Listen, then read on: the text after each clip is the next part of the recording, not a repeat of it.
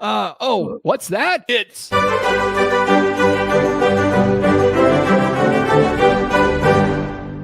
wine, beer, spirit, or pop culture reference. This is where I'm going to give these knuckleheads a term, and they're going to try to tell me if it's a wine term, a beer term, a spirit term, or some kind of pop culture reference. I'm excited for this one tonight. The term this week is grog.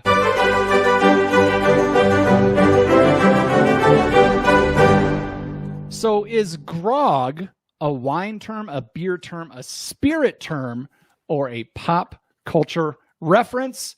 Let's go with Jeff Solomon this week. Can you spell that, Jeff? I can. G-R-O-G. Grog. Grog. Grog. Grog. You know, and I have to make sure I'm not looking at, I'm actually going to get rid of the comments on my side eye because I'm sure JVB already has this and I don't want the answer to be given away.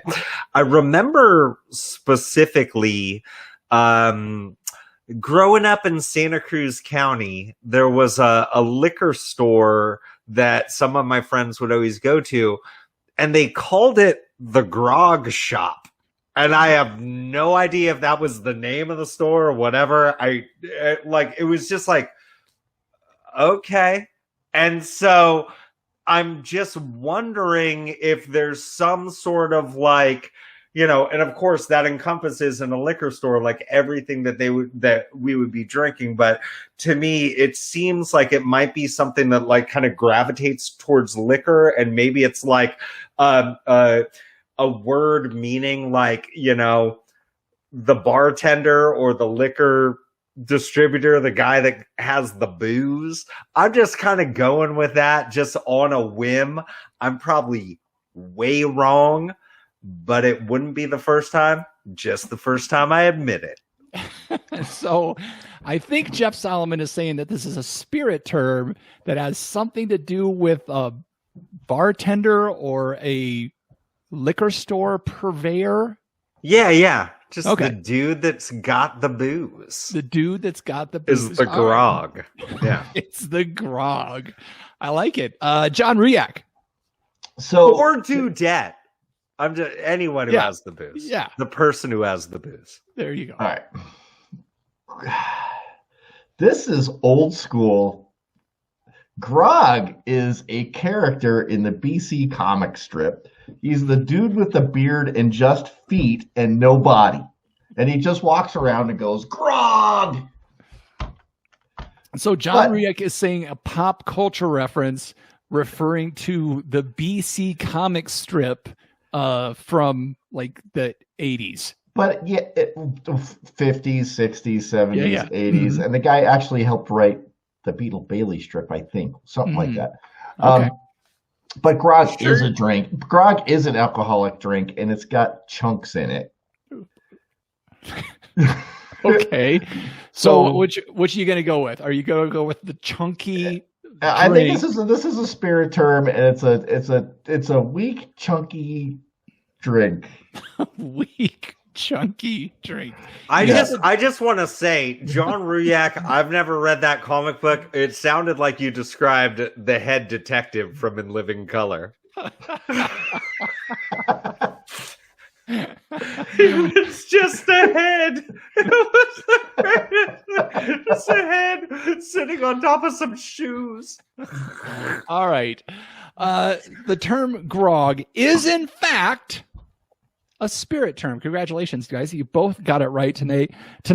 The chat is lighting up. Everybody knows this one. No shock there.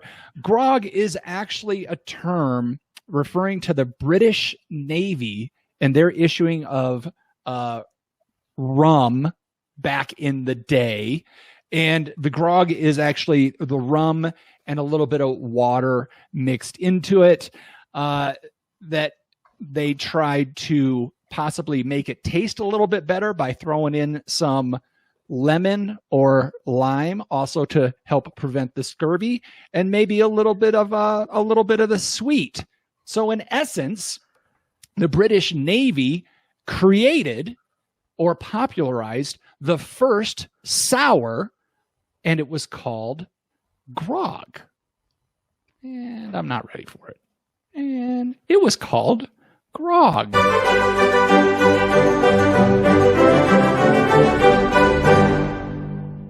It's a spirit. Look, if they squeezed lemons and limes into it, what do you think happened? They made Sprite. They got chunks in there, man. Yeah. Yeah, no. and actually, before you went out on your sailing trip, you stop by the grog shop, get some grog. Get some grog. And the story goes that the why it was called grog is because the British Vice Admiral Edward Vernon, who was the one that came up with the mixture to give it to him, he was known for wearing a coat that was made of grogram cloth that he wore all the time. So it became getting the grog, something like that. So, all right. What a douchebag. Right? I mean, come on. I'm known for my coat.